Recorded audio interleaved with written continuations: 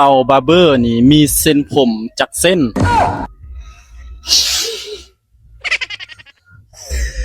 เอาออกเดทกันครั้งแรกเจ้าสิพาค่อยไปไส ไปย่างลิ้น ไปบ้านอื่นบ่ ไปใส่ ภาษาอังกฤษขึ้นตัว H นะข้อยจะถามเจ้า3คำถามถ้าว่าเจ้าตอบผิดนี่เจ้าจะได้เป็นแฟนข่อยโอเคบ่ โอเค คนดังอยู่ทั่วโลกนี่นะมีจักคน นี่บู เต่าบาร์เบอร์นี่มีเส้นผมจักเส้น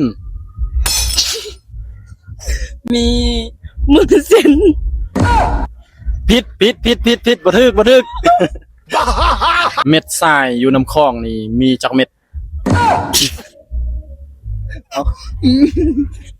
นับว่าทวน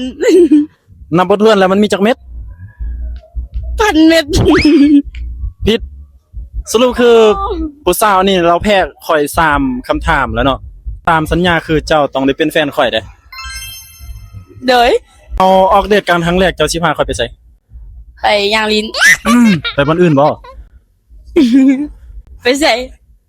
บ้านอื่นนะที่ภาษาอังกฤษขึ้นตัว H นะ